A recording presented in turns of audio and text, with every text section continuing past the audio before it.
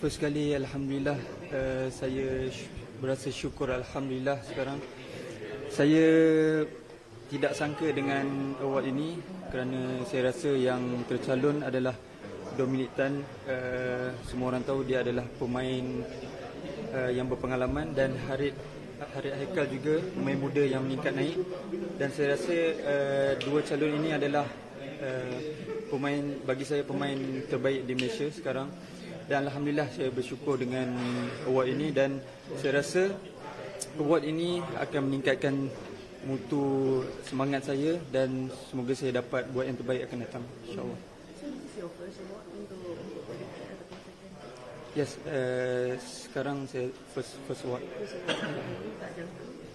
Saya dari hati saya sendiri, saya betul-betul tak sangka. Bagi saya rasa untuk tercalon dalam 3 terbaik ini adalah, saya rasa yang saya bersyukur, saya merasakan ini adalah perkara yang terbaik untuk saya, dan saya betul-betul tak sangka dengan anugerah ini sekarang. Jadi dengan motivasi sebegini, apa yang mungkin akan you lakukan, dapatkan for next game?